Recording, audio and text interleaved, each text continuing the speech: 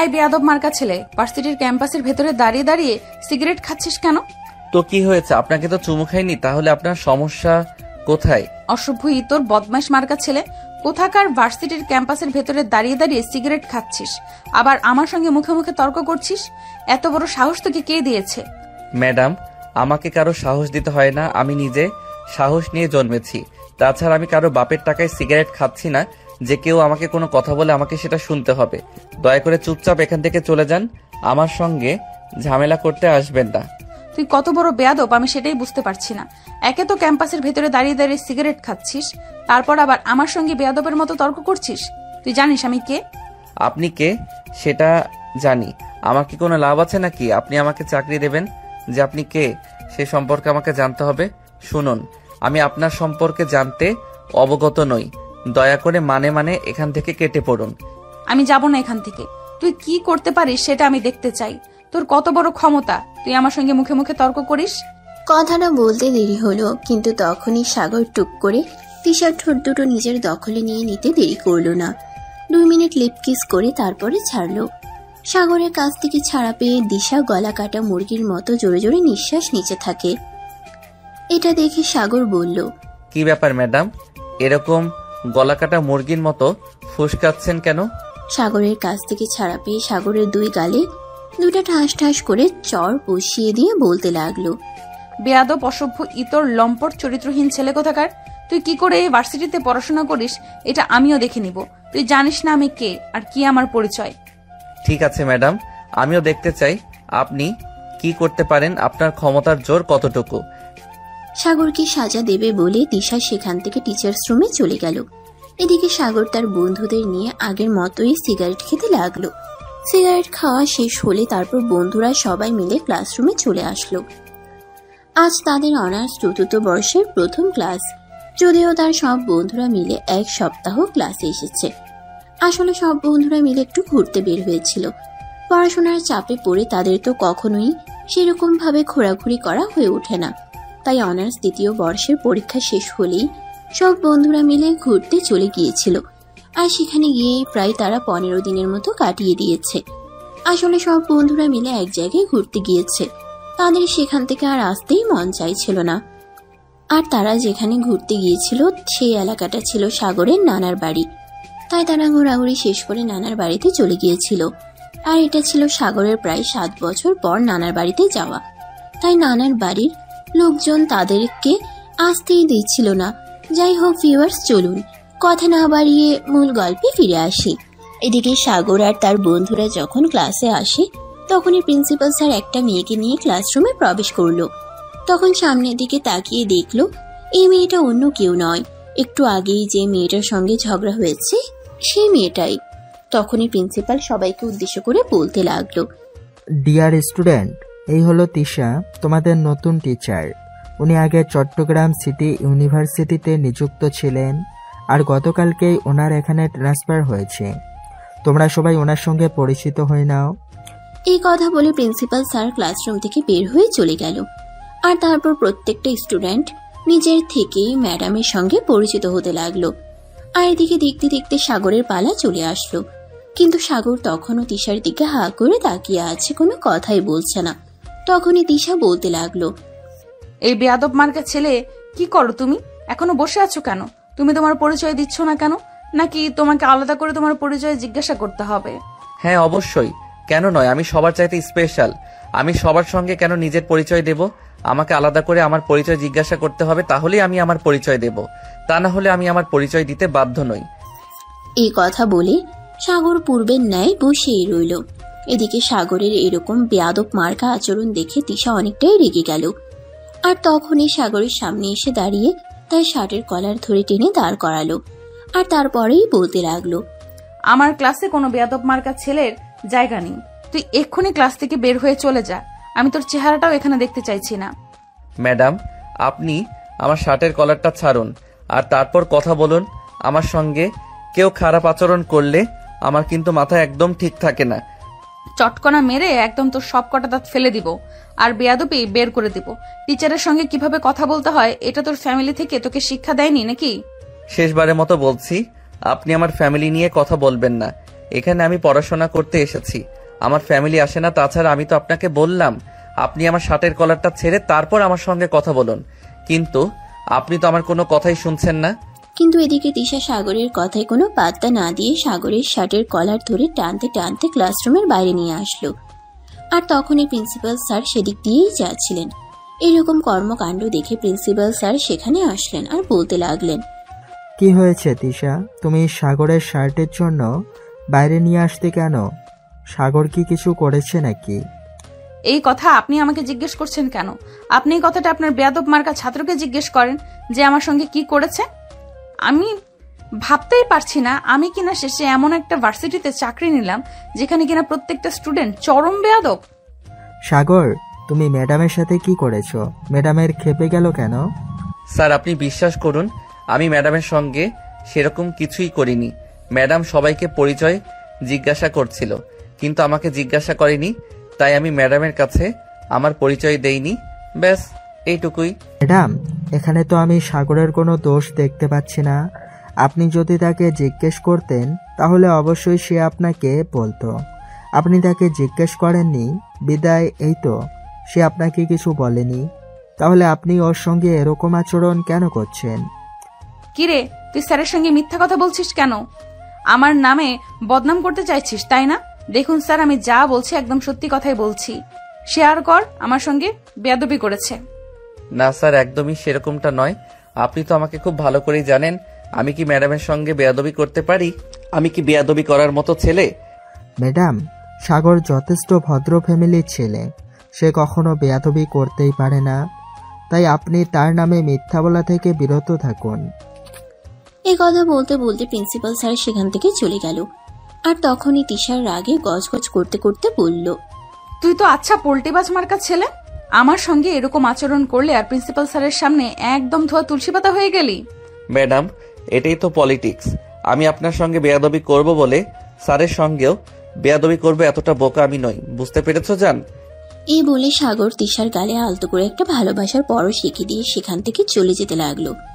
আর তখনই পেছন থেকে তিশা সাগরের কলার ধরে ফেলে আর তার হাত ধরে পিছন দিকে ঘুরিয়ে তার গালে ঠাস ঠাস করে দুটো চড় মেরে, তুই কি নিজেকে খুব কিছু মনে করেছিস নাকি?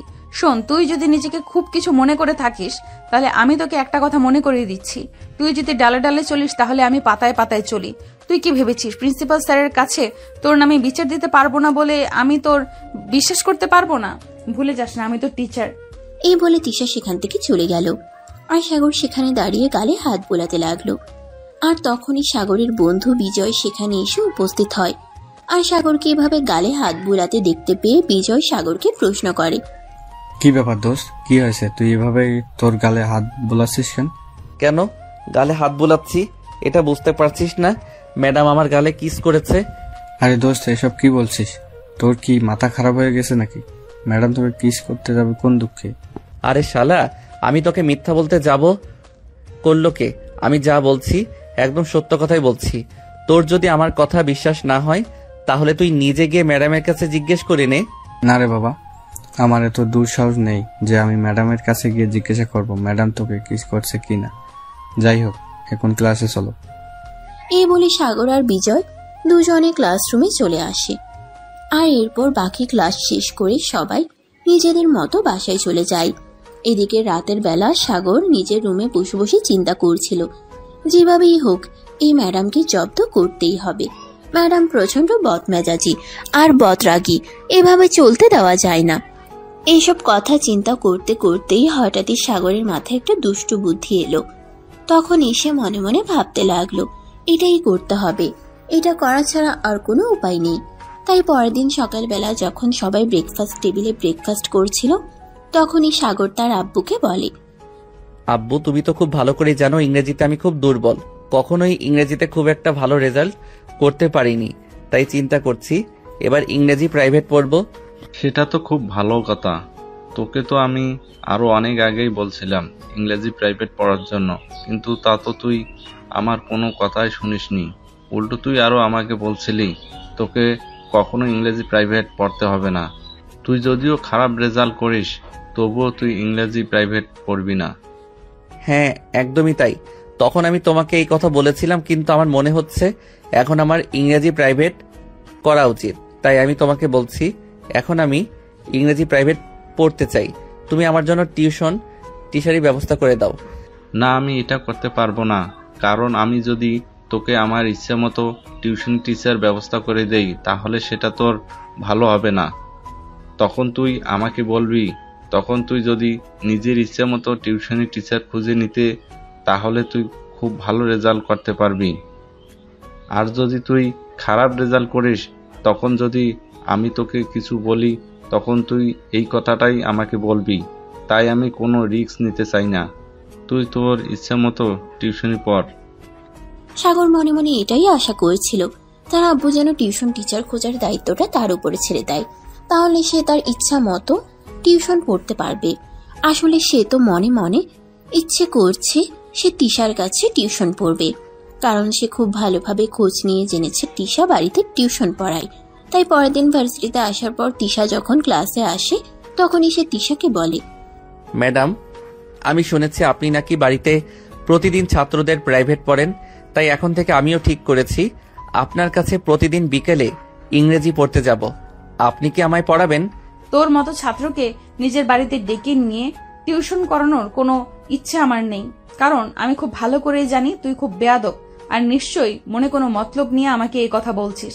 তাই আমি যাই হোক তোকে কখনোই টিউশন পড়াবো না।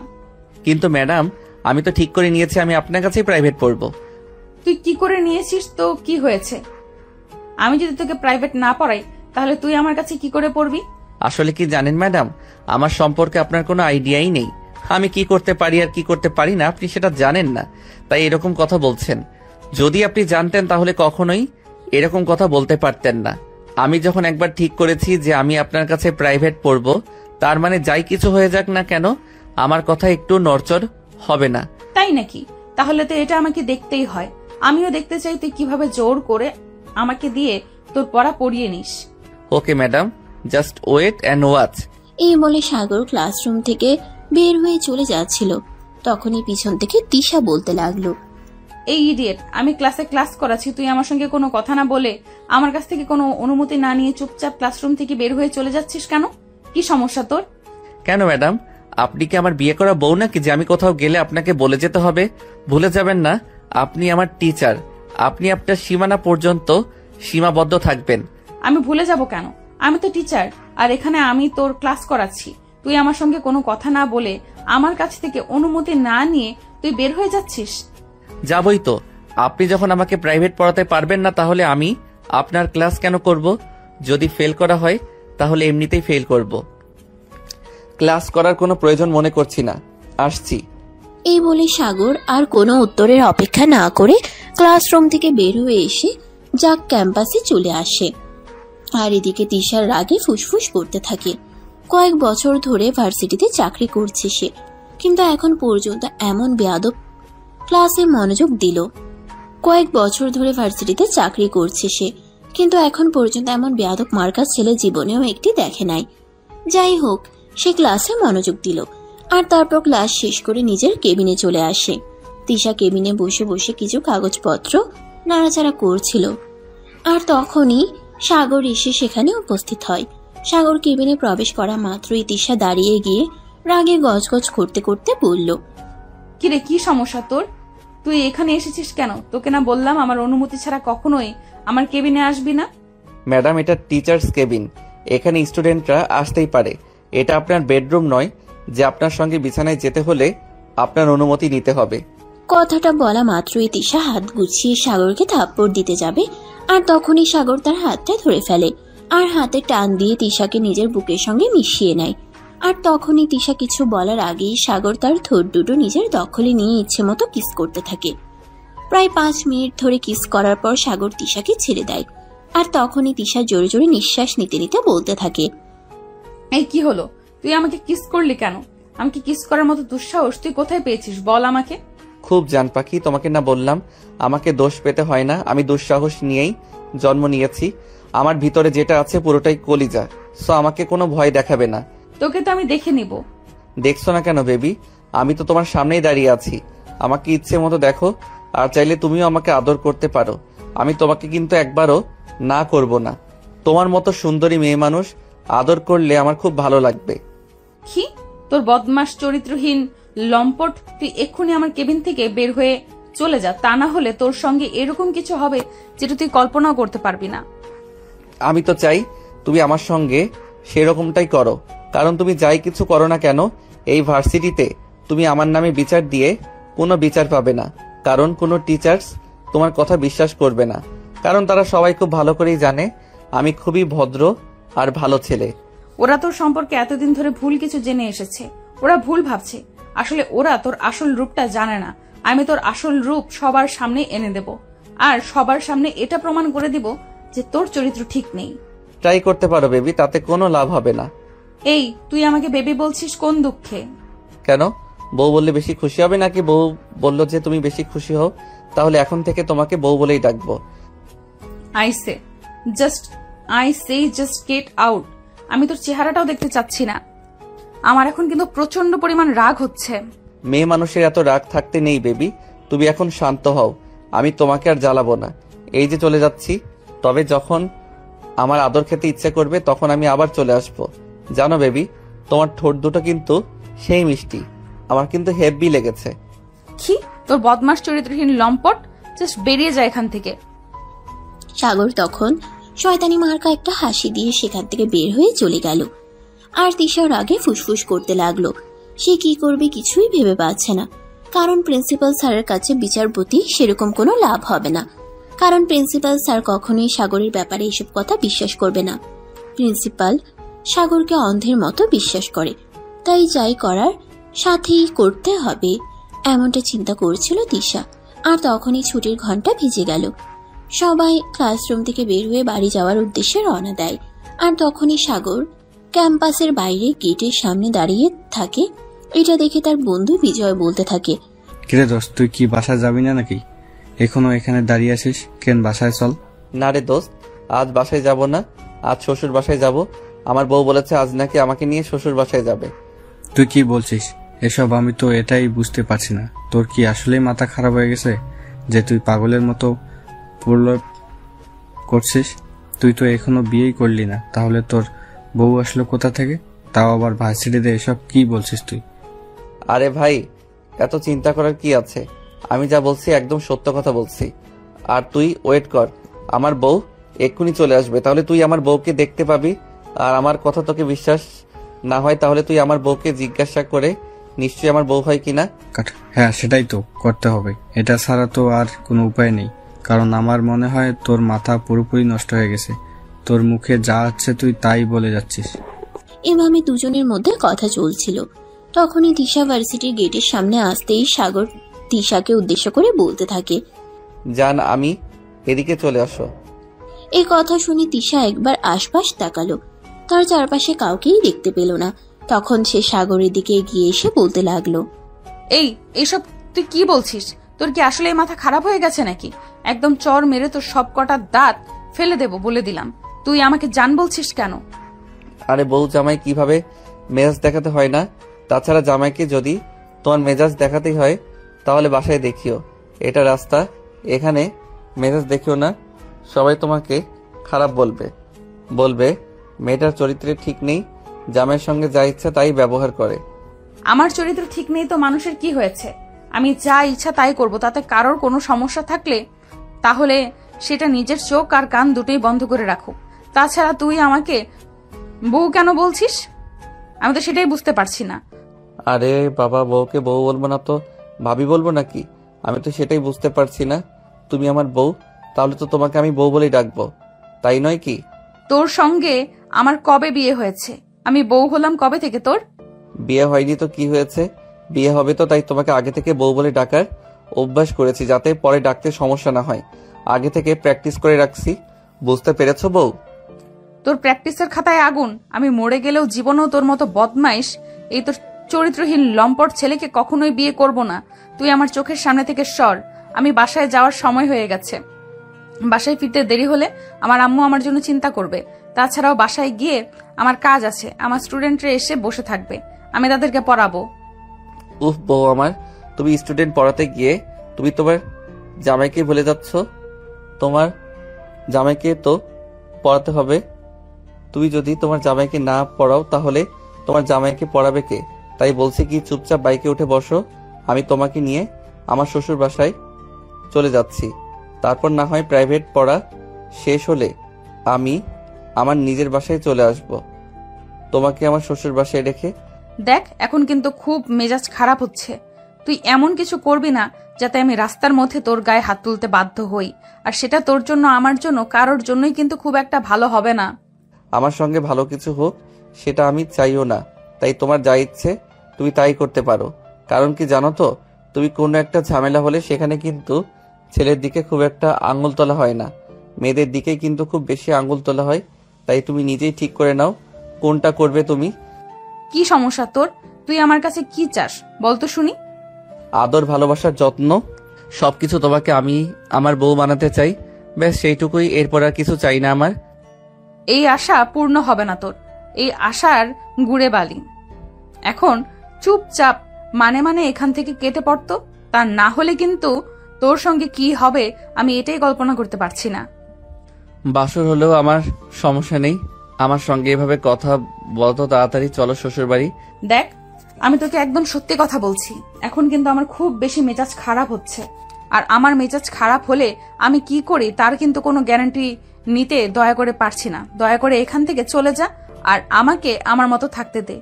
লক্ষ্মী বউ আমার, তুমি আমার সঙ্গে এরকম করো না। তুমি আমার সঙ্গে এরকম করলে আমার একটু ভালো লাগে না। চলো না আমাকে শ্বশুর বাড়ি নিয়ে। এই কথা বলেই সাগর তিশার হাতটা ধরে টান দিয়ে তার বাইকে উঠে বসায় আর সঙ্গে সঙ্গে বাইক স্টার্ট করে। এদিকে আর একটুর জন্য তিশা পড়ে যাচ্ছিল, তাই তিশা কোনো রকমে সাগরের হাতটা ধরে নেয়। এদিকে সাগর এক টানে একদম তিশার বাসার সামনে এনে দাঁড় করলো। তিশা বাইক থেকে নেমেই বলতে লাগলো, কিরে, কি ব্যাপার? আমি তো কিছুই বুঝতে পারলাম না, তুই আমার বাড়ির ঠিকানা জানিস কি করে? আরে জানে তো অবাক হবার কি আছে, শ্বশুরবাড়ির ঠিকানা কি কারোর অজানা থাকে নাকি? আমি নিজে নিজে তোমার বাড়ির খোঁজই নিয়েছিলাম, তাই তো ঠিকঠাক মতো চলে আসতে পারলাম। বলো, আমি একদম ঠিক কাজ করেছি তো? ডিম করেছিস, আমি খুব ভালো করেই বুঝতে পারছি। তুই প্রত্যেক দিন আমাকে ফলো করতি, আর ফলো করতে করতে তুই আমার বাসার ঠিকানা জেনে গেছিস, তাই না? তোমার যা ইচ্ছে হয় তুমি তাই চিন্তা করতে পারো, তাতে আমার কিছু যায় আসে না। তবে জান শোনা, তোমাকে একটা কথা বলি, ভালোবাসার মানুষের ব্যাপারে খোঁজ খবর নেওয়া কিন্তু খারাপ কিছু না, বরং এটা খুবই ভালো একটা ব্যাপার। এই হারামজাদা, তোকে আমি কবে বললাম আমি তোর ভালোবাসার মানুষ? ও মা, সব কথা কি মুখে বলতে হয় নাকি? কিছু কথা বুঝে নিতে হয়, তাই আমি তোমার কিছু কথা বুঝে নেওয়ার চেষ্টা করি। তুমি মুখে না বললেও মনে মনে ঠিকই আমাকে ভালোবাসো। আমি মনে মনে কেন তোর স্বপ্ন, তোকে ভালোবাসার কথা কখনো চিন্তাও করি না। তুই আমাকে নিয়ে এসব বাজে বাজে চিন্তা আর স্বপ্ন দেখা বন্ধ কর, এটা তোর জন্যই ভালো হবে। উফ জান পাখি, তুমি কি এখন আমাকে এখানেই দাঁড় করিয়ে রাখবে নাকি বাড়ির ভেতরে নিয়ে যাবে?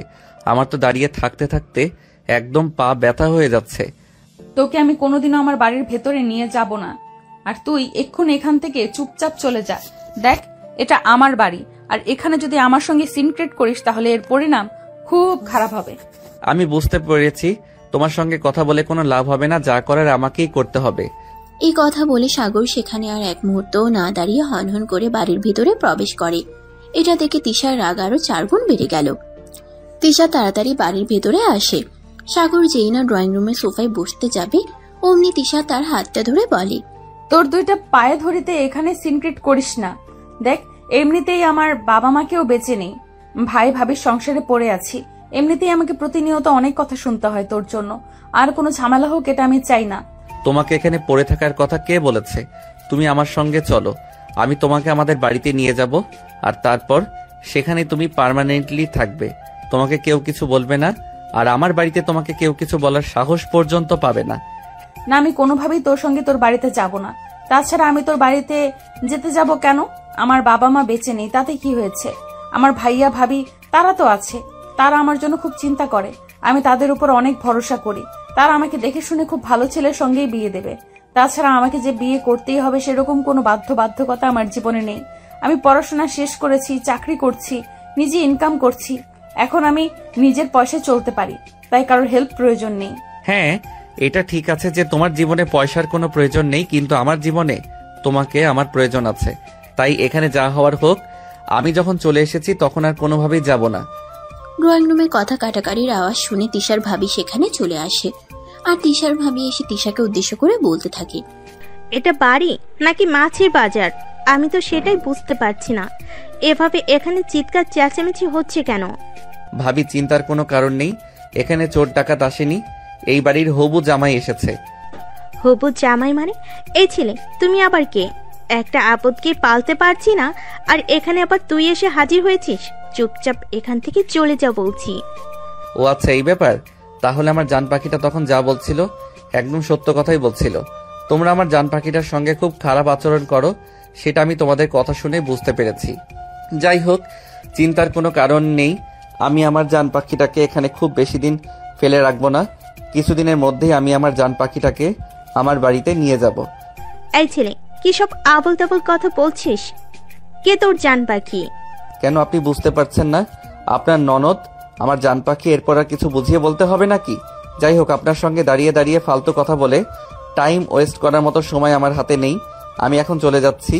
তবে হ্যাঁ, একটা কথা আপনাকে বলে যাচ্ছি, ভুল করেও আপনি আমার জান পাখিটার সঙ্গে খারাপ আচরণ করার দুঃসাহসও দেখাবেন না, তাহলে কিন্তু আপনার সঙ্গে খারাপ কিছু হয়ে যেতে পারে, এটা আমি বলে দিলাম।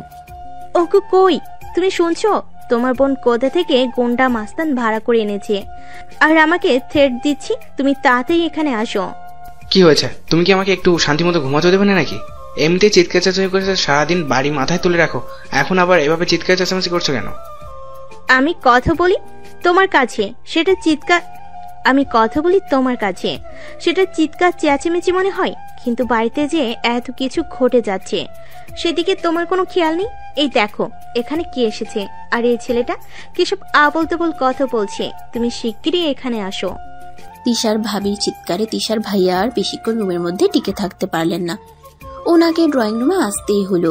সাগর ভদ্রভাবে তিশার ভাইয়াকে সালাম দেয় আর বলে, আসসালামু আলাইকুম বড় ভাইয়া, কি অবস্থা? কেমন আছেন আপনি? ওয়ালাইকুম আসসালাম। এই তো আল্লাহর রহমতে ভালোই আছে। কিন্তু তুমি কে? তোমাকে তো চিনতে পারলাম না। ইনফ্যাক্ট তোমাকে আজকের আগে কখনো দেখেছি বলে মনে হয় না। আসলে ভাইয়া, আজকের আগে কখনো তো আমি আপনাদের বাড়িতে আসিনি, আর আপনার সঙ্গে আমার দেখা হয়নি, তাহলে চিনবেন কিভাবে? যাই হোক, আপনার সঙ্গে পরিচিত হয়ে ভালো লাগলো।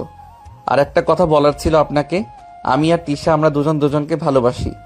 আপনি যদি পারমিশন দেন তাহলে আমি আমার ফ্যামিলিকে জানাতে পারি। ও তাই নাকি? পারমিশন দেওয়ার কি আছে? তুমি এই আপদটাকে নিয়ে এখান থেকে চলে যাও। আমি এই আপদ থেকে সহ্য করতে পারছি না।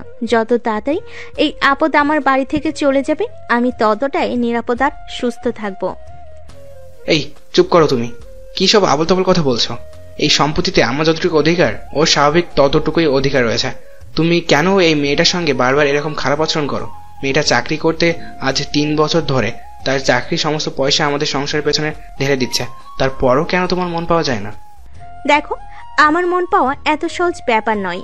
যাই হোক, আমি বেশি কথা বলতে চাই না। তোমার বোন যত তাড়াতাড়ি এই বাড়ি থেকে চলে যাবে, আমি তত তাড়াতাড়ি মুক্তি পাবো। আমি তোমার বোনকে একদম সহ্য করতে পারি না, সেটা তুমি তো খুব ভালো করেই জানো। তারপর কেন এত কথা ঘোরাও? ঠিক আছে ভাবি, কোনো সমস্যা নেই। তোমাকে আমার বউকে আর বেশি দিন সহ্য করতে হবে না। আমার বাবা ব্যবসার কাজে কানাডায় গেছেন, ওখান থেকে ফিরে আসলে আমি আমার বাবার সঙ্গে কথা বলবো এবং আমার বউকে আমাদের বাড়িতে নিয়ে যাব। এই ছেলে, চুপ কর তুই। সে কখন থেকে তোর বকবকানি শুনছি আমি, আর তোর বকবকানি সহ্য করতে পারছি না। দেখ, আমার জীবনটা এমনিই অনেক কষ্টের। জন্মের পর বাবা মা কি জিনিস পাইনি। ভাইয়া অনেক কষ্ট করে লালন পালন করে আমাকে মানুষ করেছে, নিজে না খেয়ে থেকেছে, কিন্তু আমাকে কখনো কষ্ট কি জিনিস বুঝতে দেয়নি। আমার বিয়ের ব্যাপারে যদি সিদ্ধান্ত নিতেই হয়, তাহলে আমার ভাইয়া দেখে শুনে তার পছন্দ মতো একটা ছেলের সাথে আমাকে হাতে তুলে দেবে। সে যদি রিক্সাওয়ালাও হয় তাতেও আমার কোনো আপত্তি নেই। এত যখন ভাইয়ের কষ্ট বুঝিস, তাহলে এখনো এখানে পড়ে আছিস কেন? যাস না কেন এই বাড়ি থেকে? চলে যা। আমি তোর ভাইকে নিয়ে একা একা থাকতে চাই। তুই সেটা কেন বুঝিস না? চলে যা এখান থেকে। শোনো, তোমাকে আমি আরো একবার শেষবারের মতো বলছি, তুমি এরকম করো না আমার বোনের সঙ্গে। আমার বোনটা জন্মের পর মা বাবা পায়নি। আমি আমার বোনটাকে সেরকম সুখে কখনো রাখতে পারিনি। শুধুমাত্র আমার মা বাবা রেখে যাওয়া বাড়িটা ছিল বলেই আমার ভাই বোন এখনো মাথার উপরে ছাদটা পায়। তা না হলে হয়তো রাস্তাতেও আমাদের জায়গা হতো না। আর তুমি কিনা আমার এই বোনটার সঙ্গে এত খারাপ আচরণ করো। যাই হোক ভাইয়া, আজ তাহলে আমি আসি। আমি আবার আসবো, তবে আবার যেদিন আসবে সেদিন কিন্তু আর খালি হাতে ফিরে যাব না। আমি আমার বউকে আমার সঙ্গে নিয়ে যাব। এ কথা বলতে বলতে সাগর বাড়ি থেকে বের হয়ে গেল। আর এদিকে তিশা ড্রয়িং রুমের সোফায় বসে কান্না করছে। তখনই তার ভাইয়া তার পাশে এসে বসলো আর তার মাথায় হাত বুলাতে বুলাতে বলল, প্লিজ বোন আমার, তুই মন খারাপ করিস না। তুই মন খারাপ করে রাখলে আমার খুব খারাপ লাগে। তুই জানিস না তোর কষ্ট আমি সহ্য করতে পারি না। হ্যাঁ ভাইয়া, সেই জন্যই আমার আরো বেশি কষ্ট হয়।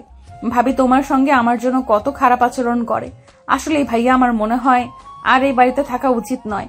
আমি বরঞ্চ কোনো মেসে কিংবা ছোট্ট একটা বাসায় চলে যাই। দেখ, আমি যতদিন বেঁচে আছি ততদিন তুই এ বাড়িতেই থাক। তাছাড়া এ বাড়িতে তোর অধিকারও রয়েছে। তাহলে তুই কেন তোর অধিকার ছেড়ে চলে যাবি? আমি চাই আমরা ভাই বোন যতদিন আছি ততদিন এ বাড়িতেই থাকবো। আদিক্ষেতা দেখে আর বাঁচি না। বুড়ো হয়ে যাচ্ছে মেয়েটা, কিন্তু এখনো বিয়ে দেওয়ার কোনো নাম গন্ধ নেই। দেখো, তোমাকে আমি শেষবারের মতো বলে দিচ্ছি, তুমি আমার বোনকে নিয়ে এসব ফালতু চিন্তা বাদ দাও। এই যে এদিকে আমার চাকরিটা চলে গেছে, আর এখন যদি আমার বোন আমাদের সংসার চালানোর জন্য টাকা পয়সা না দিয়ে তো তখন কি করে, সেটা তুমি একবার চিন্তা করে দেখেছো? তুমি তো সেটা একবারও চিন্তা করে দেখবে না, শুধু শুধু আমার বোনটাকে কথা শোনাবে। শোনো, তোমাকে বলছি, আর যদি আমার বোনের জায়গায় তোমার বোন থাকতো তাহলে কি তুমি কি করতে?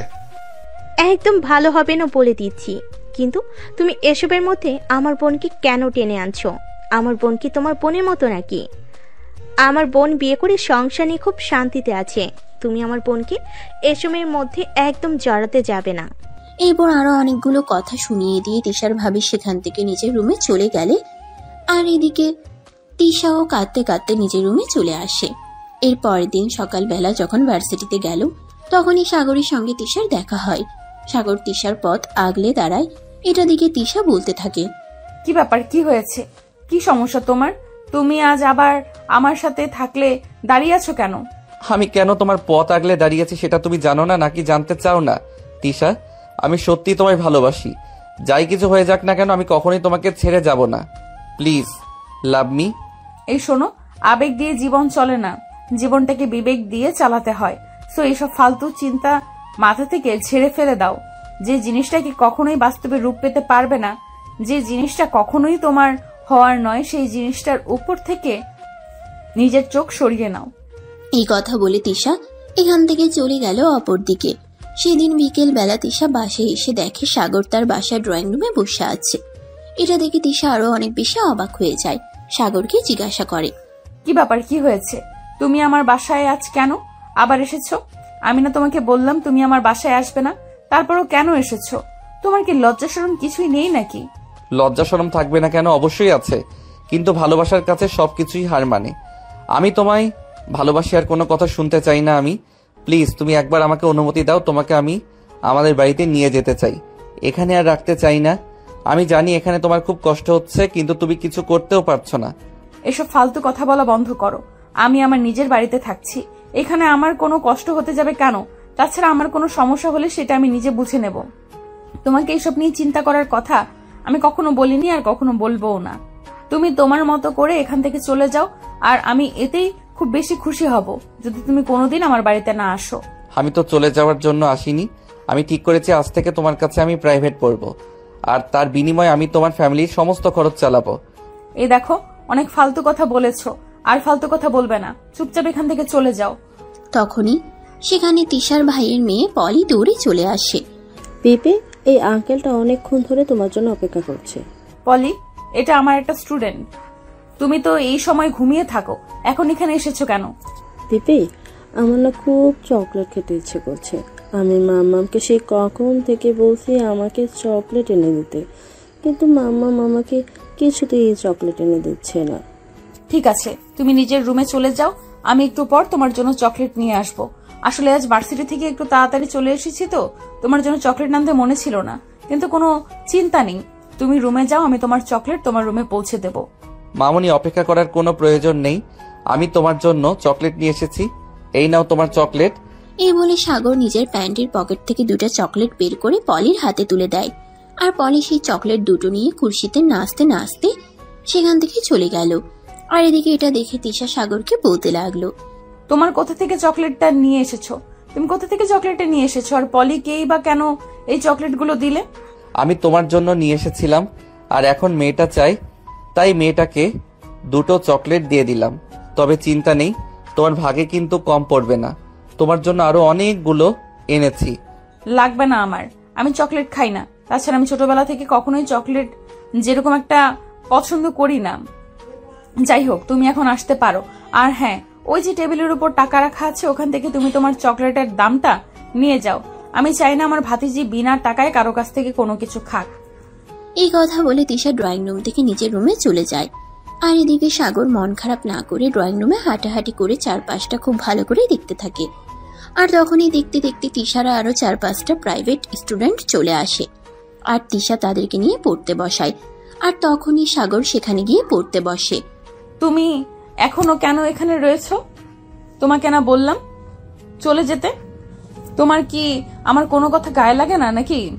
আজব তো, তোমার কাছে আমি প্রাইভেট পড়তে এসেছি, তাহলে চলে যাব কেন? তুমি যদি আর 5টা স্টুডেন্টকে প্রাইভেট পড়াতে পারো তাহলে আমাকে প্রাইভেট পড়াতে তোমার সমস্যাটা কোথায়? তুমি একটু বলবে আমায়? তোমার চরিত্র ঠিক নেই। তুমি আমার ছাত্রদের সামনে তোমার ব্যাপারে কোনো কথা বলতে চাইছি না। চুপচাপ এখান থেকে চলে যাও, আর কোনো কথা নয়। কিন্তু সাগর এক মুহূর্তের জন্য সেখান থেকে গেল না। সাগর চুপচাপ সেখানেই বসে রইল। কিন্তু তিশা একটা বারের জন্য তাকে কোনো পড়া বলে দিল না। সব স্টুডেন্ট পড়ানো শেষ হলে নিজের রুমে গিয়ে দরজা বন্ধ করে দেয়। আর এদিকে সাগর বাধ্য হয়ে নিজের বাসায় চলে আসে। আর বাসায় আসতেই তার আম্মু তাকে বলে, কি রে, কি ব্যাপার? ভার্সিটি ছুটি হয়েছে তো অনেক আগে, তাহলে তুই এতক্ষণে বাসায় এসেছিস কেন? প্রাইভেট পড়তে গিয়েছিলাম, তোমাদেরকে বলেছিলাম না আমি এখান থেকে ইংরেজি প্রাইভেট পড়বো, তাই আমি ইংরেজি প্রাইভেট পড়তে গিয়েছিলাম। আচ্ছা ঠিক আছে, কোনো সমস্যা নাই, আমি তোর জন্য খাবার রেডি করছি। সেদিন রাতের বেলা সাগর নিজের রুমে বসে পড়াশোনা করছিল। তখনই তার ছোট বোন তার কাছে একটা অঙ্ক করতে আসে। ভাইয়া, তুই কি ব্যস্ত আছিস? না, সেরকম কোনো ব্যাপার না। কেন, তোর কিছু লাগবে নাকি? আয় না, ভিতরে আয়। আসলে ভাইয়া, এই অঙ্কটা আমি বুঝতে পারছি না। তুই যদি আমাকে অঙ্কটা একটু বুঝিয়ে দিতি তাহলে একটু ভালো হতো। আমি বুঝিয়ে দিচ্ছি, আয় এদিকে। অতঃপর সাগর বোনকে অঙ্ক বুঝিয়ে দেয়। আর একটি দেখতে দেখতে রাতের খাবারের সময় হয়ে আসে।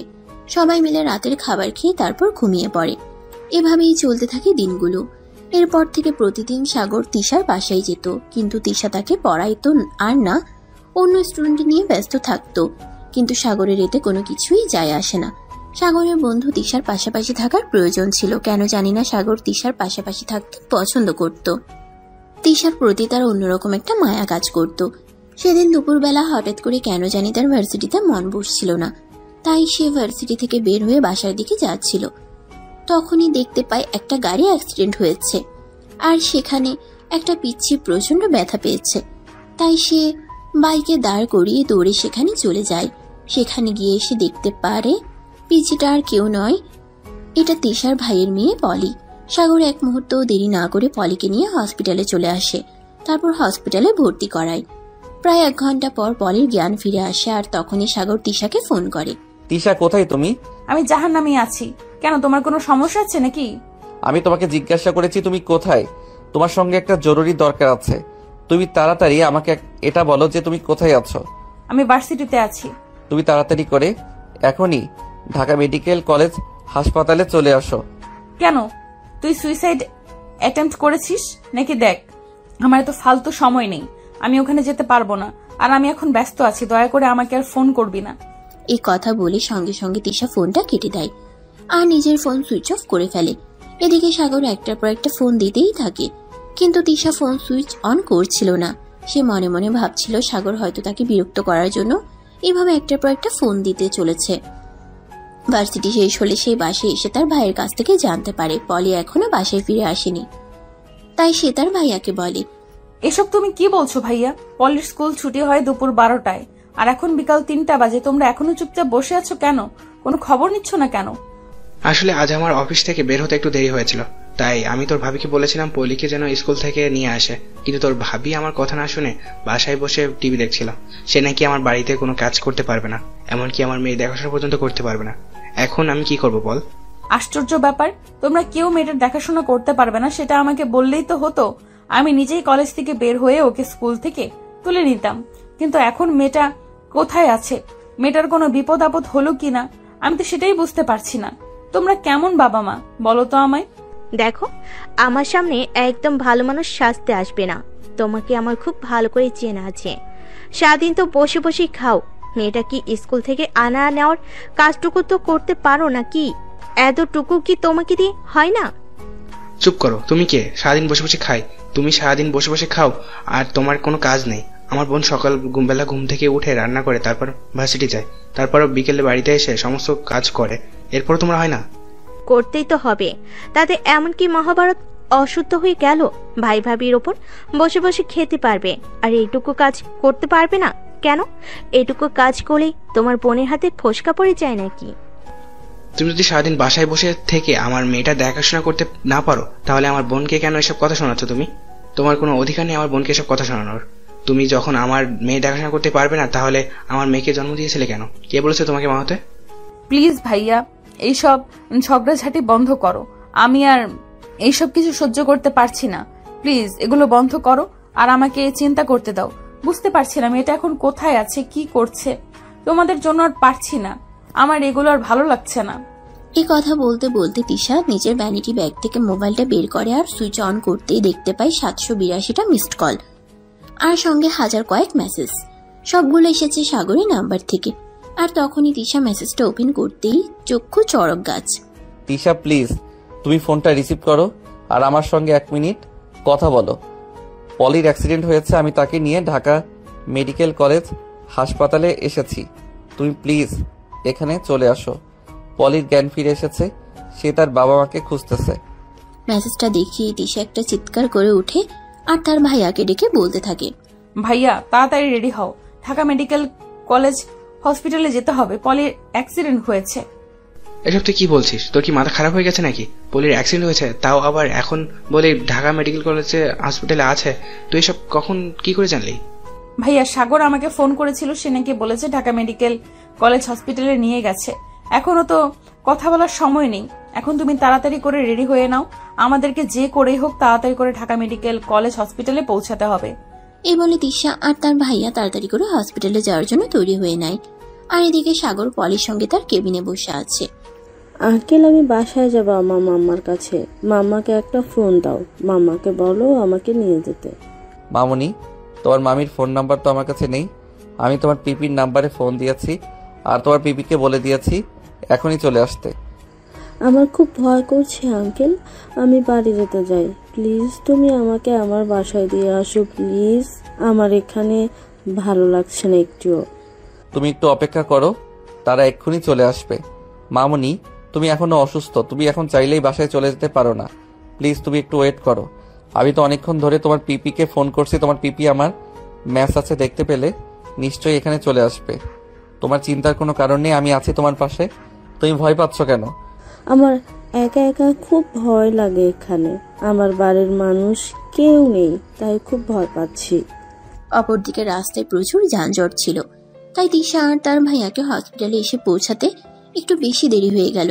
তারা যখন হসপিটালে এসে পৌঁছালো তখন আনুমানিক রাত 8টার মতো বাজে। আর এদিকে সাগর ততক্ষণ ধরে হেয়ে হসপিটালে আছে, একটা বাড়ির জন্য পলির কাছ থেকে একটু দূরে যায়নি। তিশা আর তার ভাইয়া হসপিটালে এসে পৌঁছে সাগরকে পলির পাশে বসে থাকতে দেখতে পায়। আর এদিকে তিশা দৌড়ে এসে পলিকে জড়িয়ে ধরে আর কান্না করতে করতে বলতে থাকে, আই এম সরি পলি, তুমি প্লিজ আমাকে ক্ষমা করে দাও। আমি যদি জানতাম তুমি স্কুল থেকে একা একা বাসায় ফিরছো, তাহলে আমি সবকিছু ফেলে তোমার কাছে চলে আসতাম। কখনোই তোমাকে একা একা রাস্তায় চলাচল করতে দিতাম না। পিপি, আমি রাস্তা পার হতে যাচ্ছিলাম আর তখনই হঠাৎ কোথা থেকে একটা গাড়ি চলে আসে, আমি দেখতে পাইনি। আই এম সরি পিপি, তুমি আমাকে ক্ষমা করে দাও। আমি আর কখনোই এরকম করব না। বাসা থেকে কেউ আসতে দেরি হলে আমি অপেক্ষা করব, কিন্তু একা একা রাস্তা পার হব না।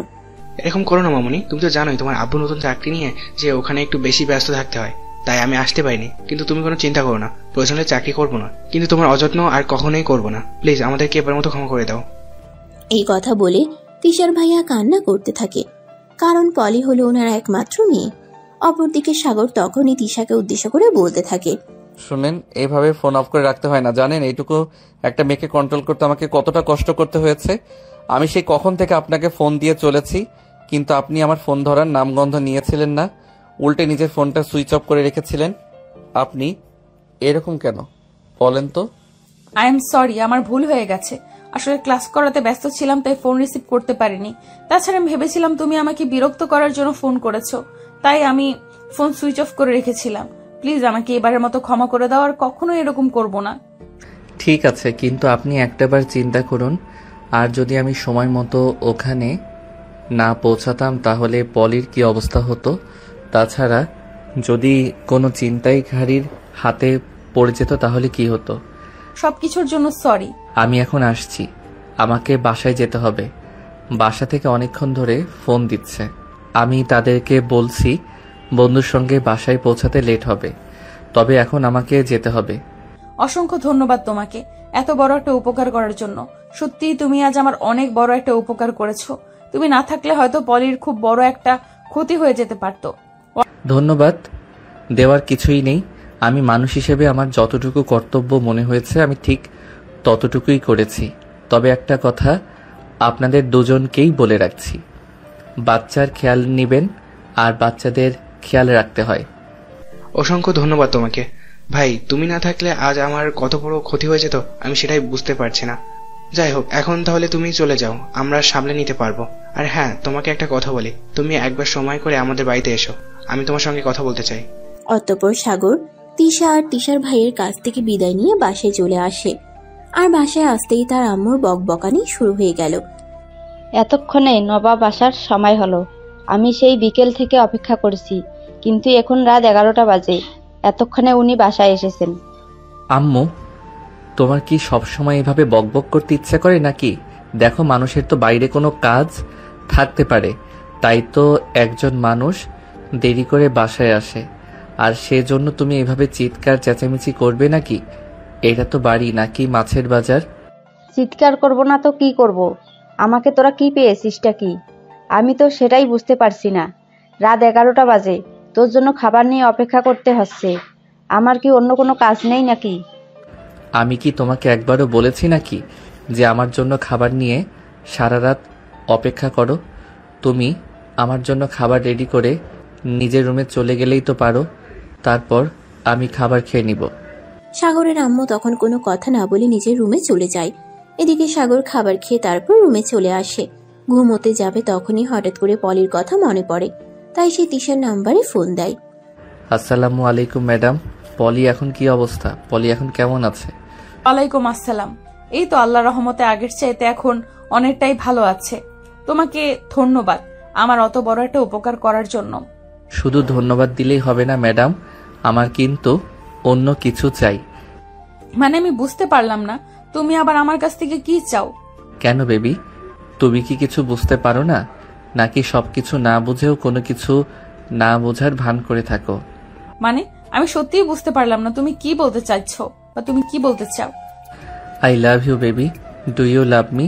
দেখো, এটা কোনোদিনই সম্ভব নয়। তোমাকে আমি কোনোদিনই ভালোবাসতে পারবো না। আর একটা সত্য কথা কি জানো, ভালোবাসা সবার কপালে থাকে না, আর সেখানে স্টুডেন্ট টিচারের ভালোবাসা তো খুবই দুর্বিষহ। দেখো, আমি অত কথা বলতেও চাই না, শুনতেও চাই না। তোমাকে আমি ভালোবাসি, এটাই সত্য। এরপর সাগর আর কিছু বলতে চাইছিল, কিন্তু তাকে সেই সুযোগটা না দিয়ে তিশা ফোনটা কেটে দেয়। আর এদিকে সাগর তিশাকে প্রায় অনেকবার কল দেয়, কিন্তু ফোন সুইচ অফ থাকার কারণে আর ফোন হয় না। তাই সাগর মোবাইলটা রেখে ঘুমিয়ে পড়ে। আর এদিকে দেখতে দেখতে 2-3 দিন সময় চলে গেল। পলি মোটামুটি সুস্থ হলে তারপর তাকে বাসায় নিয়ে আসা হয়। সেদিন বিকেল বেলা তিশাদের বাড়িতে যায় সাগর পলির সঙ্গে দেখা করার জন্য। মামুনি, তোমার এখন কি অবস্থা? কেমন আছো তুমি? এই তো আঙ্কেল, আলহামদুলিল্লাহ অনেকটাই ভালো আছি। তুমি কেমন আছো? তুমি আমার জন্য চকলেট এনেছো? আলহামদুলিল্লাহ ভালো আছি মামুনি।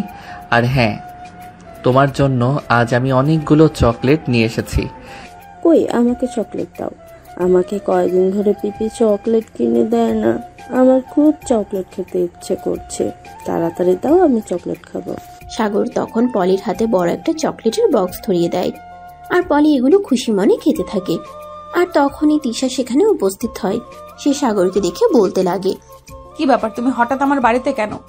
এটা আমার শ্বশুর বাড়ি, আমি কখন আসবো না আসবো সে ব্যাপারে তোমাকে কোনো কৈফিয়ত দিতে হবে নাকি? আর তাছাড়া তুমি আমার কাছে চাইলেও আমি তোমার কাছে কোনো কৈফিয়ত দেব না। এখানে আমার যখন খুশি হবে তখনই চলে আসব। তাছাড়া পলি মামনি যখন রয়েছে ওর কাছে তো আসতেই পারি। জানো, আমার না বাচ্চা খুব ভালো লাগে। দেখো, তুমি এই বাড়িতে আসো এটা আমি চাই না। তাছাড়া তুমি তো খুব ভালো করেই জানো আমি কিসের মধ্যে দিয়ে যাচ্ছি। আমি আর কোনো দুর্নামের ভাগীদার হতে চাই না। সেটার জন্যই তো আমি ব্যবস্থা করতে চাইছি। আমি ভাবছি আজ আব্বু বাসায় থাকবে, আজ বিকেলে আব্বুর সঙ্গে তোমার ব্যাপারে কথা বলবো। কোনো লাভ হবে না। বড়লোকের বিগড়ে যাওয়া ছেলেকে আমি কখনোই বিয়ে করব না। তুমি অনেক বেশি আদর পেয়ে বড় হয়েছো, তাই এভাবে বিগড়ে গিয়েছো। দেখো, আমি তোমাকে তোমার ভালোর জন্য একটা কথা বলছি। নিজের জীবনটাকে আবেগ দিয়ে চালাতে যেও না, বিবেক দিয়ে চিন্তা করো। এইভাবে কথা কাটাকাটি হচ্ছিল সাগর আর তিশা দুজনের মধ্যেই। তখনই তিশার বড় ভাই আসে, সেখানে এসে উপস্থিত হয় আর সাগরকে দেখে তিশার বড় ভাইয়া বলতে থাকে, কি ব্যাপার ছোট ভাই, কেমন আছো তুমি? এই তো ভাইয়া, আল্লাহর রহমতে আর আপনাদের দোয়ায় ভালোই আছি। আপনি কেমন আছেন? এই তো ভাই, আল্লাহর রহমতে ভালোই আছি। তোমাকে অসংখ্য ধন্যবাদ। তুমি না থাকলে সেদিন যে কত বড় বিপদের মুখে পড়তে হতো সেটাই ভেবে পাই না। কোনো ব্যাপার না ভাইয়া, মানুষ তো মানুষেরই জন্য। তা যারা আপনার বোনকে আমি ভালোবাসি, এইটুকু তো করতেই পারি। দেখো, তুমি যদি আমার বোনকে সত্যি ভালোবাসো তাহলে আমি তোমাকে একটা রিকোয়েস্ট করতে চাই। আপনি আমাকে রিকোয়েস্ট কেন করবেন ভাইয়া? আপনি তিশার বড় ভাই, সেই সূত্রে আমারও বড় ভাই। আপনি আমায় আদেশ করুন, আপনি আমায় যা বলবেন আমি তাই করতে রাজি আছি। আমি চাই তুমি আমার বোনকে বিয়ে করে আমাদের বাড়িতে থেকে যাও। আমি আমার বোনকে আর এই কষ্টের মধ্যে দেখতে পারছি না। ধন্যবাদ ভাইয়া, আপনি নিজে থেকে কথাটা বলার জন্য আপনাকে অসংখ্য ধন্যবাদ। আপনি কোনো চিন্তা করবেন না, আমি আজকেই আমার বাবার সঙ্গে কথা বলবো এবং আমার বউটাকে যত তাড়াতাড়ি সম্ভব আমাদের বাড়িতে নিয়ে যাব। এই কথা বলেই সাগর তিশাদের বাড়ি থেকে বের হয়ে নিজেদের বাড়িতে চলে আসে। আর এদিকে সেদিন বিকেলে যখন সবাই গল্প করছিল তখন এই সাগর তার আব্বুকে উদ্দেশ্য করে বলে, আপু, তোমার সঙ্গে একটা জরুরি ব্যাপারে কথা বলার আছে। সেটা তুমি কি এখন ফ্রি আছো? না মানে আসলে তোমাকে আমি এটাই বলতে চাইছিলাম যে তুমি কি আমার সেই কথাটা শোনার জন্য প্রস্তুত আছো? হ্যাঁ অবশ্যই, কেন নয়। তাছাড়া কি হয়েছে আমি তো সেটাই বুঝতে পারছি না। তুই তো কখনো এভাবে ঘুরিয়ে পেঁচিয়ে কথা বলিস না। বলতো আমাকে কি হয়েছে তোর? না মানে আসলে আপু দেখো, আমি তোমাকে কথাটা খুব সহজ করেই বলতে চাই। আসলে আমি একটা মেয়েকে ভালোবাসি আর ওই মেয়েটাকে বিয়ে করতে চাই। এটা তো খুবই ভালো কথা। তাহলে এই কথাটা এভাবে ঘুরিয়ে পেঁচিয়ে বলার কি আছে? তুই আমাকে সরাসরি বললেই তো পারতি। না মানে আসলে আব্বু, আমি তোমাকে কথাটা বলার সাহস পাচ্ছিলাম না। তার কারণ হলো আমি যে মেয়েটাকে ভালোবাসি সেই মেয়েটা আমার চাইতে বয়সে বড়। তাছাড়া সবচাইতে বড় কথা হলো আমি যে ভার্সিটিতে পড়াশোনা করি মেয়েটার সেই ভার্সিটির প্রফেসর। এসব তুই কি বলছিস? তোর কি মাথা খারাপ হয়ে গেছে নাকি যে পাগলের মতো প্রলাপ করছিস? এসব ফাজলাম মার্কার কথাবার্তা বন্ধ কর। আমার না সারাদিন অনেক কাজ করতে হয়, আর বাসায় এসে এসব ফালতু মার্কার কথাবার্তা শুনতে আমার একদমই ভালো লাগে না। আব্বু, আমি একদম ফালতু কথা বলছি না, যা বলছি একদম সত্য কথা বলছি। আমি একটা মেয়েকে সত্যি অনেক বেশি ভালোবাসি, আর সেই মেয়েটা আমার ভার্সিটির প্রফেসর। প্লিজ আব্বু, আমি তোমাকে রিকোয়েস্ট করে বলছি এই ব্যাপারে একটু চিন্তা ভাবনা করে সিদ্ধান্তটা নাও, কারণ আমি সত্যি মেয়েটাকে অনেক বেশি ভালোবাসি। সাগরের আম্মু, তুমি তোমার ছেলেকে বোঝাও। আমার মনে হয় তোমার ছেলের মাথা সম্পূর্ণ খারাপ হয়ে গেছে। তোমার ছেলে কি বলতে কি বলে ফেলেছে কিছুই বুঝতে পারছি না। না আব্বু, আমি সম্পূর্ণ ঠিক আছি এবং যা বলছি ভেবেচিন্তে। তারপরে বলছি, আমি সত্যি বলছি, আমি আমার ভার্সিটির প্রফেসরকে ভালোবাসি আর আমি তাকে বিয়ে করতে চাই। ভাইয়া, এসব তুই কি বলছিস? আমার তো মনে হয় সত্যি সত্যি তোর মাথাটা খারাপ হয়ে গেছে। তা না হলে কেউ নিজের টিচারকে বিয়ে করতে চায়? এটা আমার কখনোই শোনা হয়নি। আমি এই প্রথম তোর কাছ থেকে শুনছি। দেখো, এত অবাক হওয়ার কিছু নেই। প্রেম ভালোবাসা বয়স মানে না। প্রেম ভালোবাসা যখন যার তার সঙ্গে ইচ্ছে হয়ে যায়। তাছাড়া এটা শুনে তো অবাক হওয়ার কি আছে? ভালোবাসি, অন্য কিছু তো করিনি। তাই বলে তুমি তোমার টিচারের সঙ্গে প্রেম করবে? এসব কি আমি সহ্য করতে পারবো না। আমি তোমাকে ভার্সিটিতে পড়াশোনা করানোর জন্য পাঠিয়েছি, প্রেম করার জন্য পাঠাইনি। তাছাড়া তুমি এখনো অনেক ছোট, পড়াশোনা শেষ করো, ব্যবসা দেখাশোনা করো, তারপর বিয়ে শাদী নিয়ে চিন্তা করা যাবে।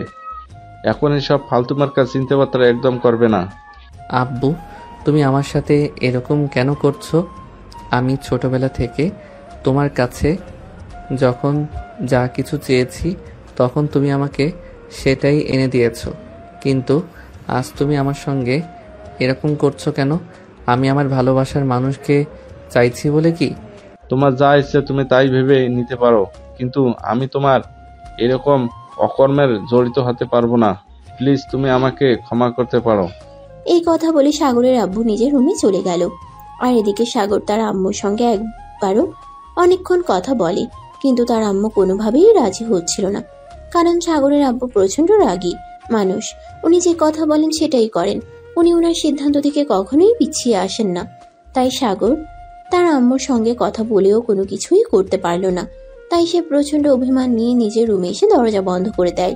3 দিন রুমের দরজা বন্ধ করে রুমের ভিতরে শুয়ে আছে, কার সঙ্গে কোনো কথা বলছে না। তার ছোট বোন তাকে অনেকবার খাবার খাওয়ার জন্য ডাকতে এসেছিল, কিন্তু সেই রুমে দরজা পর্যন্ত খোলেনি, কার সঙ্গে কোনো কথা বলছে না। তাই সেদিন বিকাল বেলা সাগরের আম্মু সাগরের আব্বুকে বলল, দেখো তোমরা দুজনেই কেন এমন করছো, আমি সেটাই বুঝতে পারছি না। ছেলেটা একটা মেয়েকে ভালোবেসেছে, তাছাড়া সংসার তো সে নিজেই করবে, তোমাকে তো আর করতে হবে না। তাহলে তুমি কেন ওরকম করছো? প্লিজ ওদের সম্পর্ক মেনে নাও। আব্বু প্লিজ তুমি এরকম করো না। আম্মু যা বলছে একদম ঠিক কথাই বলছে। 3 দিন ধরে ভাইয়া রুমের দরজা বন্ধ করে শুয়ে আছে, কারোর সঙ্গে কোনো কথা বলছে না, এক গ্লাস পানি পর্যন্ত খাচ্ছে না। প্লিজ তুমি ভাইয়ার এই সিদ্ধান্তটা মেনে নাও। তোমারও কি তোমার ছেলেটার সঙ্গে তোমার মাথা খারাপ হয়ে গেছে নাকি, যে পাগলের মতো কথা বলছো? এই সম্পর্ক মেনে নেওয়া কোনোদিনও আমার পক্ষে সম্ভব নয়। চলো, আমাদের সমাজে এটা আছে, ছেলেটাকে মেয়েদের চাইতে মিনিমাম 2-3 বছর ছোট হতে হবে।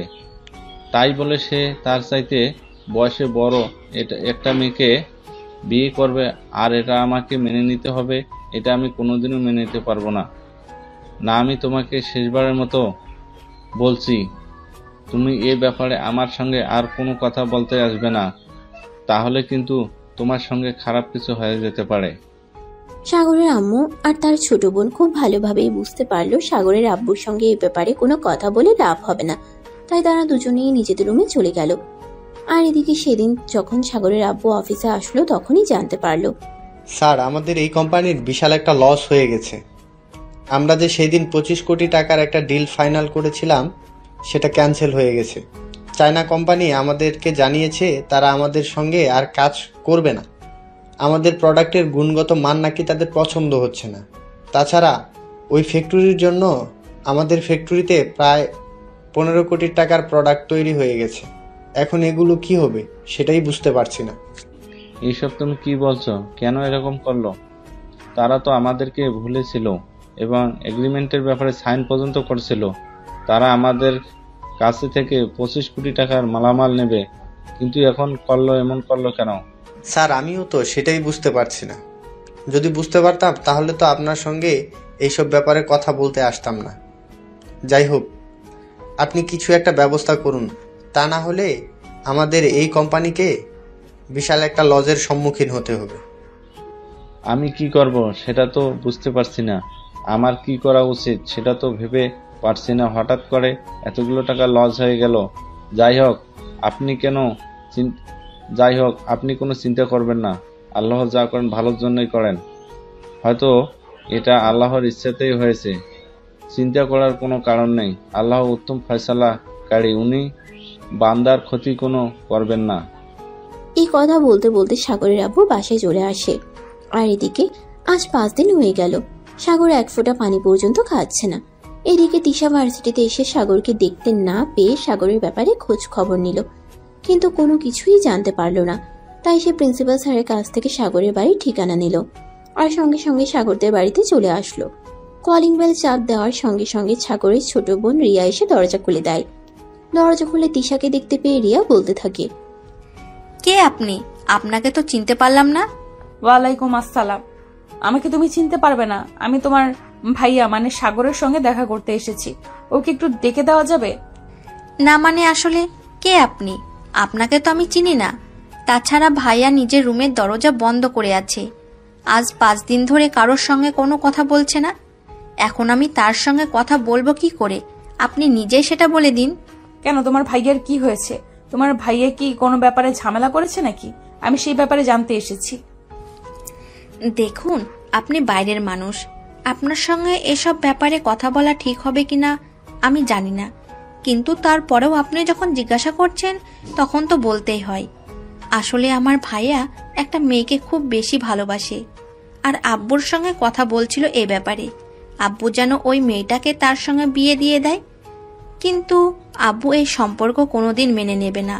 তাই ভাইয়া এভাবে 5 দিন ধরে রুমের দরজা বন্ধ করে আছে, কারোর সঙ্গে কোনো কথা বলছে না, এমনকি খাবার পর্যন্ত খাচ্ছে না। আমি বুঝতে পারছি না কি করব, কি করা উচিত। এদিকে আব্বুকেও বোঝাতে পারছি না। তিশা তখন কোনো কথা না বলে চুপচাপ সেখান থেকে বের হয়ে নিজের বাড়িতে চলে আসে আর ভাবতে থাকে, তাহলে কি সাগর সত্যিই তাকে ভালোবাসে আর তার জন্য এরকম করছে? কিন্তু সে কি করে নিজের হবু শ্বশুর মশাইয়ের সঙ্গে এই ব্যাপারে কথা বলবে, এটা ভেবে পাচ্ছে না। এদিকে সেদিন সাগরের আব্বু বাসায় এসে সাগরের আম্মুকে বলল, বুঝতে পারছি না আমার সঙ্গে এরকম কেন হচ্ছে। যাই হোক, তুমি আমার ছেলেকে বলে দাও কাল আমরা ওর জন্য মেয়ে দেখতে যাব। কিন্তু সে তো অন্য একটা মেয়েকে পছন্দ করে। এখন যদি আমরা ওকে জোর করে অন্য মেয়ের সঙ্গে দেখা করাতে নিয়ে যায়, তাহলে এর পরিণাম কি বুঝতে পারছো? হ্যাঁ, বুঝতে পেরেছি বলেই তো বলছি। যাই হোক, আমরা ওকে নিয়ে অন্য কোথাও যাব না, ওর পছন্দ করা মেয়ের সঙ্গেই দেখা করতে যাব।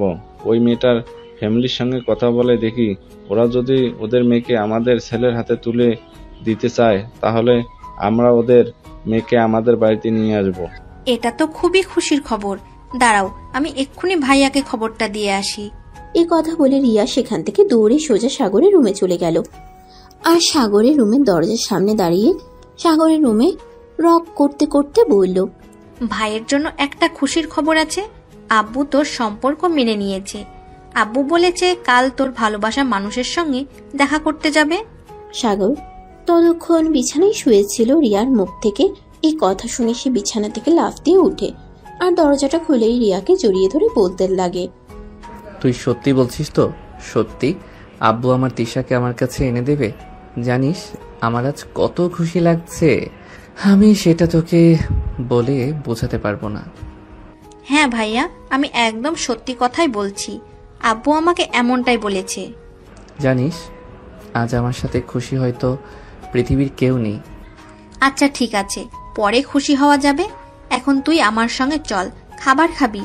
আজ 5 দিন ধরে তুই মুখে এক ফোঁটা পানিও পর্যন্ত দিচ্ছিস না। তোর চেহারাটা কি হয়েছে দেখতে পেয়েছিস? তোর এই প্রেমিকা যদি তোকে এই অবস্থায় দেখে, আমি নিশ্চিত সে তোকে রেখে পালিয়ে যাবে। এই কথা বলে রিয়া সাগরকে নিয়ে ডাইনিং টেবিলে চলে আসে আর তারপর সাগরকে খাবার খেতে দেয়।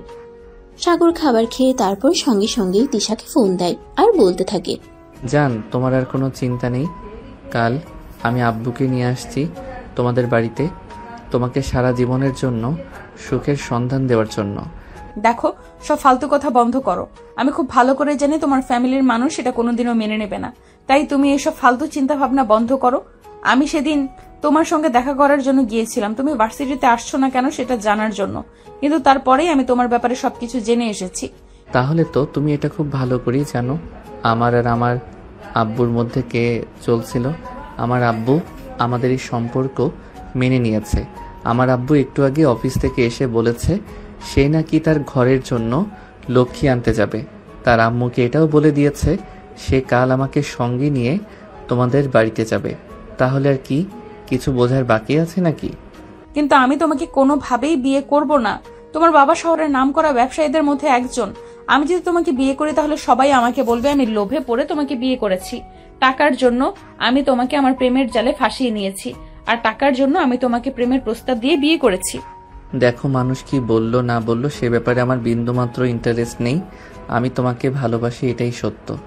তাছাড়া তোমার ভাইয়া তো বলেছে উনি আমাদের সম্পর্ক মেনে নিবেন, আর তুমিও ওই বাড়িতে ভালো নেই, তাহলে আর তো আমাকে বিয়ে করার কোনো সমস্যা থাকার কথা নয়। কোনো সমস্যা নেই, কিন্তু তারপরও আমি তোমাকে বিয়ে করব না। তখন তিশার হাত থেকে তার বড় ভাই ফোনটা কেড়ে নেয় আর সাগরকে বলতে থাকে, দেখো, তোমার কোনো চিন্তার কারণ নেই। আমি যে তোমাকে বলেছি আমার বোনকে আমি তোমার হাতে তুলে দেবো, তাহলে এত চিন্তা করার কি আছে? তুমি তোমার আব্বুকে নিয়ে চলে আসো। তোমার আব্বুর সাথে কথা বলে তারপর আমি দিশাকে তোমার হাতে তুলে দিতে চাই। আমি আমার বোনকে এভাবে কষ্ট পেতে আর দেখতে চাই না। তুমি প্লিজ আমার বোনটাকে একটু সুখে রাখো। আপনি কোনো চিন্তা করবেন না ভাইয়া, আপনার চিন্তার কোনো কারণ নেই। আমি আমার ভালোবাসার মানুষটাকে যথেষ্ট সুখে রাখার চেষ্টা করব, তবে বাকিটা আল্লাহ তাআলার হাতে, আল্লাহ যা চাইবে তাই হবে। আল্লাহর উপর তো আর কিছু করতে পারবো না। হ্যাঁ ভাই, সেটাই, সবকিছু আল্লাহর উপরে ছেড়ে দিতে হবে। মানুষ তো উছিলা মাত্র, সবকিছু ফয়সালা মালিক তো একমাত্র মহান আল্লাহ তাআলা। আল্লাহ চাইলে সবকিছু করতে পারে, তাই আমাদের আল্লাহর উপর ভরসা রাখতে হবে। আল্লাহ যেটা ভালো বোঝে। তারপর সেদিন বিকেলবেলা সাগর তারা বুকে নিয়ে তিশাদের বাড়িতে আসে। আর কথা বলার এক পর্যায়ে তিশার সঙ্গে সাগরের বিয়ের কথা। এরপর সেদিন বিকেলবেলা সাগর তার পরিবারকে নিয়ে তিশাদের বাড়িতে আসে। আর কথা বলার এক পর্যায়ে তিশার সঙ্গে সাগরের বিয়ের পাকা সম্বন্ধে ঠিক হয়। দেখতে দেখতে বেশ কিছুদিন সময় চলে যায়। আজ সাগর আর তিশার বিয়ে হয়েছে। এই মুহূর্তে তিশা সাগরের বেডরুমে বসে বসে সাগরের জন্য অপেক্ষা করছে। কিছুক্ষণের মধ্যেই সাগর বন্ধুদের কাছ থেকে বিদায় নিয়ে বেডরুমে চলে আসে আর সঙ্গে সঙ্গে দরজাটি বন্ধ করে দেয়। তিশা তখনও বিছানায় বসে আছে। এটা দেখে সাগর বলতে থাকে, কি ব্যাপার বউ, বাসরাতে স্বামীকে সালাম করতে হয়, এটা তুমি জানো না নাকি? এর থেকে যদি আমার কয়েকটা বিয়ে হতো তাহলে অবশ্যই আমার এক্সপিরিয়েন্স থাকতো। তার মানে তুমি কি বলতে চাইছো আমার এর আগে আরো কয়েকটা বিয়ে হয়েছে, তার জন্য আমি জানি? দেখো, এগুলো নিয়ম, এগুলো সবাই জানে। যাই হোক, আমি তোমাকে সালাম করতে পারবো না, কারণ আমি তোমার চাইতে বয়সে বড়।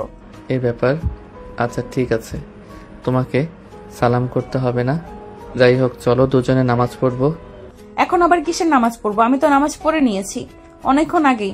তাছাড়া তুমি খুব ভালো করে জানো আমি যাই কিছু করি না কেন, আমি নামাজের ব্যাপারে খুবই সেন্সিটিভ। আমি নামাজের ব্যাপারে কখনোই অবহেলা করি না। আমি সবার মতো সবসময় নামাজ আদায় করি। সেটা আমি খুব ভালো করে জানি, কিন্তু এই নামাজ সেই নামাজ নয়। আজ আমাদের বাসার অধ্যায়। আজ আমাদের দুজনকে 2 রাকাত করে নফল নামাজ আদায় করতে হবে, আর আল্লাহর কাছে আমাদের ভবিষ্যৎ জীবনের জন্য দোয়া প্রার্থনা করতে হবে। আচ্ছা ঠিক আছে, তুমি অজু করে আসো। আমার অজু আছে, আমি একটু আগে এশার নামাজ পড়েছি। সাগর তখন কোনো কথা না বলেই চুপচাপ ওয়াশরুমে চলে গেল। আর তারপরে উঁচু করে এসে 2 জায়নামাজ বিছিয়ে তিশাকে নিয়ে 2 রাকাত নফল নামাজ আদায় করে নিল। এদিকে সাগরের আগেই তিশার নামাজ শেষ হয়ে গেছে, তাই তিশা নামাজে রেখে বিছানায় গিয়ে ঘুমানোর প্রস্তুতি নিচ্ছে। আর এদিকে সাগর ততক্ষণে জায়নামাজটা রেখে তিশার পাশে এসে দাঁড়ায় আর বলে, কি হলো, তুমি ঘুমিয়ে যাচ্ছ কেন? তো কি করব আমি? দেখো, অলরেডি রাত 11টা বেজে গেছে, আমার খুব ঘুম পেয়েছে। আরে বাবা, সেটা না হয় বুঝলাম, কিন্তু তাই বলে এত তাড়াতাড়ি ঘুমিয়ে যাবে নাকি? আজ আমাদের বাসরাত কত বছর অপেক্ষার পর এই রাতে জীবনে একবার আসে, আর সেখানে কিনা তুমি ঘুমিয়ে যেতে চাইছো? আমার ভালো লাগছে না কিছু। আমি পলিকে খুব মিস করছি, জানো? পলি সবসময় আমার সঙ্গে ঘুমায়। আজ মেয়েটা ঘুমিয়েছি কিনা সেটাই বুঝতে পারছি না। কোথায় আছে? ঠিক আছে, চিন্তার কোনো কারণ নেই। আমি কাল সকালেই বলি কি আমাদের বাড়িতে নিয়ে আসব, আর তারপর থেকে বলি এখানেই থাকবে। কিন্তু আজকে রাতটাকে এভাবে নষ্ট হয়ে যেতে দিও না। আজ আমাদের বাসর রাত, প্রত্যেকটা মানুষের জীবনের স্বপ্নের একটা রাত। এই বলে সাগর তিশার দিকে এগোতে থাকে। আর সাগরকে এভাবে তিশার দিকে এগোতে দেখে আর এদিকে তিশা নিজেকে গুটিয়ে নিতে শুরু করে। এটা দেখে তিশাকে সাগর বলে, কি ব্যাপার, কি হয়েছে? তুমি আমাকে নিজেকে গুটিয়ে নিচ্ছ কেন? জানি না, আমার কেমন যেন আনকমফোর্টেবল লাগছে। এই প্রথমবার জীবনে আমার রুমের মধ্যে কোনো ছেলে মানুষ, তাই কেমন যেন আনইজি ফিল হচ্ছে। আরে ভাই, এতে নিজে আনকমফোর্টেবল ফিল করার কি আছে? আমি তোমার স্বামী, তোমার সঙ্গে আমার বিয়ে হয়েছে, এখন থেকে আমরা দুজনে একসঙ্গেই থাকবো। প্লিজ, তারপরেও আমার কেমন জানি লাগছে। তুমি প্লিজ অন্য রুমে চলে যাও, আমাকে একা ঘুমাতে দাও। এই বলে তিশা সাগরকে অনেক রিকোয়েস্ট করতে লাগলো। সাগর এগিয়ে যেতেই তিশা পিছন থেকে চলে যায়। কিন্তু সাগর কি এই দিনের জন্য বিয়ে করেছে নাকি? সে বিয়ে করেছে বউ নিয়ে একসঙ্গে ঘুমানোর জন্য। তাছাড়া আজ তাদের বাসর রাত, জাগার তো আর এখন কোনো রকম রুম থেকে বের হবে না। তাই সাগর তিশার কোনো কথা না শুনেই তিশার কাছে চলে যায় আর তিশাকে নিজের বাহুডোরে আবদ্ধ করে নেয়। এ কি করছো তুমি? তুমি আমাকে জড়িয়ে ধরলে কেন? আমার কেমন যেন লাগছে। কেমন লাগছে বলো আমাকে, আমি তোমাকে ঠিক করে দিচ্ছি। এই বলে সাগর তিশাকে নিজের বুকের মধ্যে টেনে নেয় আর তিশার কপালে আলতো করে একটা ভালোবাসার পরশ এঁকে দেয়। তিশা সাগরের ছোঁয়া পেয়ে একটু কেমন যেন কেঁপে উঠে আর বলে, ছেড়ে দাও আমাকে, আমার কেমন যেন লাগছে। কিন্তু সাগর তিশার কোনো কথাই শুনল না। তিশার হাতে দুটো বিছানার সঙ্গে চেপে ধরে তিশার ঠোঁট দুটোতে ইচ্ছে মতো কিস করতে থাকে। আর এদিকে তিশার নিঃশ্বাস ভারী হয়ে আসছিল। সে ঘন ঘন নিঃশ্বাস নিচ্ছিল, নিজেকে কোনোভাবেই যেন ঠিক রাখতে পারছিল না। প্লিজ ছেড়ে দাও না আমাকে, কেন এরকম করছো আমার সঙ্গে? তুমি আমার শরীরে টাচ করো না, আমার শরীরে কেমন যেন লাগছে। একটু সহ্য করো না, এরকম কেন করছো? প্রথমবার ইন্টিমেট হলে এরকম একটু হয়, এতে এরকম করার কি আছে? প্লিজ একটু চুপ করে থাকো আর আমাকে একটু আদর খেতে দাও। এই বলে সাগর তিশার গলায় গালে কিস করতে থাকে। আর এদিকে তার লক্ষ্য একটা, সময় আরো নিচের দিকে যেতে থাকে। সে তিশার নাভিতে হাত বুলাতে থাকে। আর এদিকে তিশার তো একদম যায় অবস্থা। সে খুব জোরে জোরে নিঃশ্বাস নিচ্ছে আর ছটফট করছে। আর তখনই সাগর ভীষণ নিচে হাত দেয়। তখন তার একদম চিৎকার দেওয়ার মতো অবস্থা। এ কি করছো তুমি? তুমি আমার ওখানে হাত দিচ্ছ কেন? প্লিজ তুমি তোমার হাতটা সরাও, আমার খুব খারাপ লাগছে। কিছু হবে না, একটু ধৈর্য ধরো, আমি তোমাকে খুব শান্তি দেব। প্লিজ তুমি এরকম করো না। এই বলে সাগর তিশার ওখানে হাত বুলাতে থাকে। আর তখনই সে দেখতে পায় ওটা একদম পুরোপুরি ভিজে গেছে। আসলে তিশা তো একটা মেয়ে মানুষ, আর তার ওসব কিছু করার জন্য পরিপূর্ণ বয়স হয়েছে। কিন্তু তিশা আজ পর্যন্ত প্রেম ওইসব করেনি, তাই সাগরের কাছে আসতে একটু আনইজি ফিল করছিল। আর এদিকে সাগর তিশার ওটা ভেজা পেয়ে সঙ্গে সঙ্গে নিজের আঙ্গুল ঢুকিয়ে দেয়। আর এদিকে তিশা কোকাতে থাকে। কি করছো তুমি? ছেড়ে দাও না, আমার কেমন যেন লাগছে, প্লিজ ছেড়ে দাও আমাকে। জান, আর একটু ধৈর্য ধরো, আমি তোমাকে অনেক শান্তি দেব। এই বলে সাগর তখন তিশার ওখান থেকে নিজের হাতটা সরিয়ে নেয়। আর সঙ্গে সঙ্গে তিশার ওটাতে নিজের ওটা ঢুকিয়ে দেয়। তারপর তিশাকে ইচ্ছে মতো নিজের ভালোবাসা উজাড় করে দিতে থাকে। ছেড়ে দাও, আমার ব্যথা লাগছে। প্লিজ জান, একটু ধৈর্য ধরো, এক্ষুনি সব ঠিক হয়ে যাবে। পুরাতন করছি তো, আসলে মেয়েদের একটা পর্দা থাকে যেটা প্রথমবার করার সময় একটু বাধা সৃষ্টি করে। ওটা ছিঁড়ে গেলেই আর কোনো প্রবলেম হবে না, অনেক মজা পাবে। এই কথা বলে সাগর তিশার সঙ্গে ইন্টিমেট হয়ে যায়। এভাবেই চলে যায় প্রায় ঘন্টাখানিক সময়। 1 ঘন্টা পর সাগরের মনস্কামনা পূর্ণ হলে সাগর তিশাকে ছেড়ে দেয়। আর এদিকে তিশার অবস্থা একদম নাজেহাল, একদম ক্লান্ত হয়ে পড়েছে সে। তখনই সাগরের তাকে টান দিয়ে নিজের বুকের সঙ্গে মিশিয়ে নেয় আর কানের কাছে মুখ নিয়ে বলতে থাকে, কেমন লাগলো জান? মজা পেয়েছো না? অনেক মজা পেয়েছি। আচ্ছা, আমার তো অনেক ভয় লাগছিল, কিন্তু এত মজা পেলাম কি করে? তোমাকে বলেছিলাম না, ভয় পাওয়ার কোনো কারণ নেই। প্রথম একটু ওরকম লাগেই, তারপর সব ঠিক হয়ে যায়। শেষ রাতে আরেক রাউন্ড খেলতে দেবে? আরে না, একদমই না। দেখো বিছানায় রক্ত লেগে আছে, এরকমটা কেন? আমি তোমাকে বললাম না, প্রথমবার করার সময় মেয়েদের ওটার ভেতর পাতলা একটা পর্দা থাকে, ওটা ছিঁড়ে যাওয়ার কারণে সামান্য একটু রক্ত বের হয়ে যেতে ভয় পাওয়ার কিছু নেই। এখন চলো ঘুমিয়ে পড়ি। হ্যাঁ তাই, চলো, আমারও ঘুম পাচ্ছে খুব। এই বলে দুজন দুজনকে জড়িয়ে ধরে ঘুমিয়ে পড়ল আর স্বপ্ন দেখতে লাগলো নতুন একটা জীবনের। এভাবেই শুরু হলো তাদের প্রেমময় একটা রোমান্টিক গল্প। তো ভিউয়ার্স, আমাদের আজকের গল্পটা এই পর্যন্তই ছিল। আমাদের গল্পটা আপনাদের কাছে কেমন লেগেছে অবশ্যই ছোট্ট একটা কমেন্টে জানাবেন। আপনাদের ছোট্ট একটা কমেন্ট আমাদেরকে নতুন একটা ভালোবাসার গল্প লিখতে উৎসাহিত করে। আল্লাহ হাফেজ।